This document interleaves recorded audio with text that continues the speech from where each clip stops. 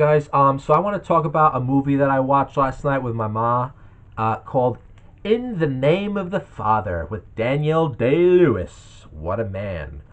This was an amazing movie. Oh my God, this movie. If you haven't seen this movie, which you should, and you see, I watched this movie years ago as like a teenager, but I didn't appreciate it like I did last night. I mean, probably it's hard to say because every movie of Daniel Day Lewis is like a whole other like every performance of his is just like a whole new experience in of itself.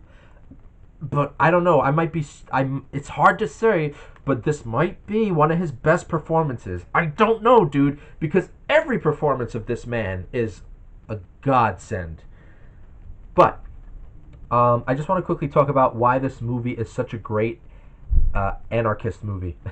No, it's just a great movie, and it shows you the problems of the English justice system, which I think is similar to the American justice system. Obviously, God knows how many innocent people, like Jerry Conway, go to jail and have their entire lives ruined by a system like this. Um, Now, the father. See, what happens in this is Jerry gets falsely accused of being in the IRA, the Irish Republican, the terrorist organization that used to bomb people and stuff because they were fighting against the English at the time.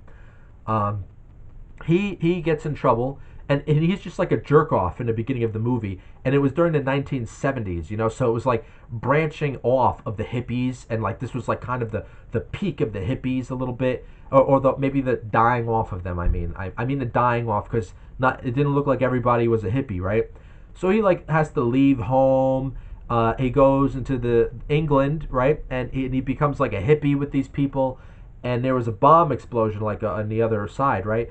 So he gets blamed. Him and his friend and a couple of the hippie people that he was friends with get blamed, and the whole they show that the English government, they created a law that they're allowed to do 7 days, 7 nights. They're allowed to hold suspects and who are possibly suspects of doing these bombings, right? So they torture this man and the other people for 7 days, 7 nights to force him to sign a confession for a crime that he didn't do. Now, they showed you how they broke him down. He didn't give in for a while until one of the cops, he whispered into his ear, "I'm gonna kill you, da. I'm gonna shoot you, da, in the head." And he fucking went ballistic and he cried and and then he said, "Oh, sign it, I'll sign it." No, unbelievable acting, just unbelievable. And what I love about this movie is it wasn't afraid to show you the corruption, the lies and the deception that goes on in the police and the government and all the things that they do to people. And it shows you that this whole terrorist notion, the English were doing this to the Irish before America was doing it. Like they did it before we did it with the Muslims and the 9/11. Like, so we took a note from the English. This is where the Americans got the idea, using terrorism and national security to violate people's rights. So this was amazing. This movie, because I worry about the whole terrorist bullshit now. We see Trump now doing the narco terrorist excuses now. When it was Joe Biden, it was the white supremacist terrorist that he came up with. Like, every administration has a new form of terrorist that we have to fight for national security. Now, yes, there were bombings going on, and they did what was crazy too in the movie. The actual perpetrators who did the bombing of the pub was caught and admitted to being the actual bomber, but the police didn't want to admit that they were wrong, that they put innocent people in jail like that, so they kept it mum, right? Now, it wasn't until, thankfully, is she on the picture here? It wasn't until Emma Thompson, the lawyer, that I'm trying to remember the actor who played the father, right? Daniel Day-Lewis, Pete Postlethwaite, I think, was the father. I might be wrong. But the father got the lawyer Emma Thompson to work with him for a while. The father also got just for being associated with the son, and they show how the cops framed the entire family as if they were all working for the IRA and making bombs together. And they literally, the court went on the word of these policemen. Now it was like a 4 week trial. Every day they were doing it. Uh, but like there was really like what evidence? They had a little evidence on his aunt's rubber gloves of nitrocipilline or something. I don't even remember what the evidence was, but it was like a little trace of it.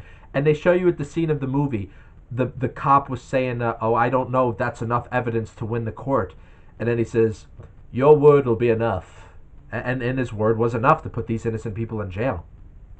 Uh, and it makes you wonder, like, how many other people fall into cracks to the penitentiary penal system like that. You know, I mean, it's a whole other system in itself. But this movie has so many great lessons in it as well. Jerry doesn't become a hateful man out of all, and he has every right to become hateful and bitter.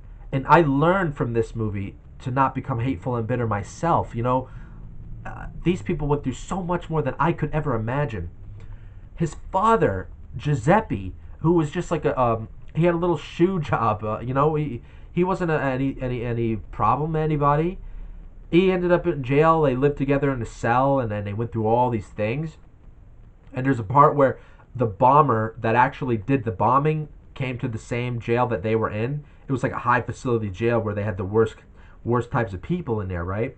So the actual bomber befriends Jerry, Daniel Day-Lewis, right? And the father's like, "What do we don't need his help," and because the father has some honor and dignity. And I actually agree with Giuseppe. Like, why should you befriend the man that played a part in ruining your life? Like, yeah, he admitted to the police that he did it, and the police, it's the police's fault, the government's fault that they're willing to keep innocent people in jail. But this man murdered people with a bomb. And how could you forgive a man like that? Like that even though he comes up to Giuseppe and Jerry and he says, "I'm so sorry, I tried to tell the police." That was great, yes, but it's like, but you still ruined my life. You ruined my life, right? So I would have stayed away from him as well. Jerry slowly learns what kind of man Joe, the bomber, the actual bomber, was. Like, at first he was infatuated with the bomber. He was like, he was talking to his father. And Jerry wouldn't even call his father Dad much. He'd call his father Dad sometimes, but he was kind of disrespectful to him because he didn't respect him until like the end. He would say, "What did you do? You didn't fight your whole life, Dad. You took it. You just took it. You should be more like Joe. We should be fighting. We should be fighting." And he's right to an extent, But where he saw where Joe was just a violent, petty man, there was like a police officer that was in charge of the cells. And Joe hated the police officer because the police officer brought in all the riot guys in because he was trying to stop Joe's rise. So there's a part in the movie where they're watching The Godfather, and Joe like sets it up where he attacks this officer in the dark with like he managed to like slip in a can and shoot a flame at the officer, and he put the guy on fire, man. I mean, he put him on fire, right? And the guy was like running all around on fire and shit. And Jerry was horrified, And Jerry starts putting like a blanket to get the fire off of him, because Jerry was not a killer, and his father wasn't a killer. Like, they were innocent men. This was not their world, And the officer treated the father with a bit of respect, actually. And I think once that police officer died, he didn't die. Like, they stopped him from being on fire. He just went away after that. The father lost a little support. Like, I think he was getting some of the medicines. Then he didn't get the medicines anymore, and the cops treated him like shit. And they, as they say in the movie, they fouled it. They fouled it. They intentionally let his father die of a sickness. I forgot what it was called, pulmonary something, but the father died, unfortunately, and that really fucking killed me. When Giuseppe died, man, I fucking cried. I even cried. There was even a great, oh my god, one of the best performances in this too was when they were put into prison for the first time, and they take Jerry, and he's naked, and the cops are like putting the de-lice on him, and they put him in the cell, and then his father's coming in, and then after that, they put the father in the cell with Jerry, and Daniel Day-Lewis, Jerry, is like going crazy and telling his father, like, when I was a child, do you remember when I was playing football, and we won the game, but I fouled the ball, and we won the game. You couldn't let me have that, Father, and you came up to me and you whispered to me, Father, did you foul the ball, Jerry? And you kept asking me that, and I walk away from you, and all the fathers were laughing at you, Giuseppe. They were saying, what's wrong with Giuseppe? What's wrong with him? And you kept coming up to me, did you foul the ball? You're always a victim, Giuseppe, always a victim. Why did you always have to follow me when I do something wrong? Why couldn't you follow me when I do something right? And here you are, you follow me here too. I mean, it was just unbelievable. He was going on, right? And he was like getting all fucking like crazy. And then Giuseppe, his father, he embraces him and he says, relax, and like they're, holding each other. Like, it was just, oh my God, man. It was just, the acting was just, oh, this is what movies are for. This is what movies are for. They don't make this anymore. Just for this, Daniel Day should just be another. There's so many actors that I love, but just another man that should be in the Hall of Fames in our hearts forever. And so Jerry, what I love about Jerry, the character in the movie, and it's based off a true story. What I love is how he starts off as like this jerk off. He doesn't take anything seriously. And the movie does such a brilliant job, right? Like, they're showing them, even in the court, like, in the beginning, when they're being held in trial, like him and Paul, his friend, they're not taking it seriously. They're joking. They're fucking with the magistrate's hair, putting things in it, But there's the scene where the court, it finally ends, and the judge says, 30 years to life! And like, all of a sudden, that immaturity, that, like, not taking things seriously, just fucking, like, it came down like a piano on their head. It was like, boom! Like, the movie did such a good job, like, breaking the character and, like, developing them, and then it's like, boom! Like, you know what I mean? And it was so realistic, because I could see that happening, like, people acting like that, and then when the verdict came in like that, it was like, whoa! Like, boom! Like, 30 to life, like, boom. And then even the girl, like, when he says, I forgot her name, Anna something, I forgot her name, 30 years to life, and she starts fucking, like, screaming, like, you really felt it, man. I really fucking felt the performance in this movie. Who directed this, man? A Jim Sheridan film? I haven't heard of him. If that's right, Jim Sheridan, dude, you've created a timeless masterpiece. This is now a movie that is in my top 3, I have to say. Top 3. So anyway, as Jerry doesn't want to help his father with the lawyer, Emma Thompson, for a while, because he hates the lawyers, and he's being a jerk off a little bit still. He gave up completely while he's in prison. He's like, he goes up to Emma Thompson at one point, the lawyer, and he says to her, stop coming here. Stop giving my father false hope, right? You're giving him false hope. And she's like, no, you're the problem, Jerry. You have no faith. Have faith. You're killing your father. Not him going down the steps and this pulmonary. You're killing your father because of your lack of faith, Unfortunately, so what kind of shook Jerry out a little bit was, like I said, when he saw what a monster Joe was when he put that officer on fire, and he finally went away from Joe.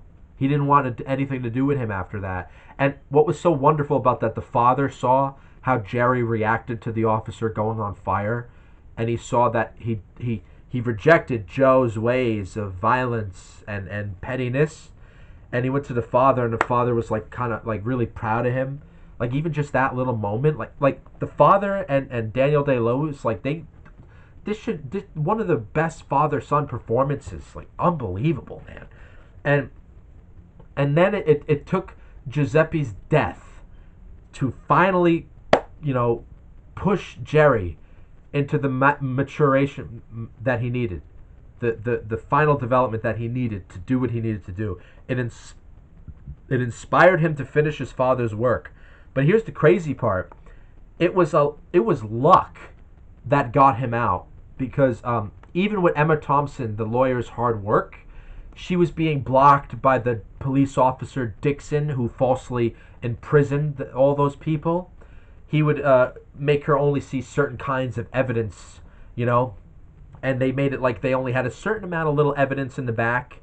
And it just happened she was going in department, the police department, one day on a rainy day, and Dixon and the officer that he obviously had doing his bidding wasn't there that day, and it was an older gentleman with like real thick eyebrows, and he's like, "Oh, I can't help you today because Dixon's not here, but I'm not supposed to help you." And she's, "Oh, all I need you is to just get me a couple of files, and I'll make you a copy."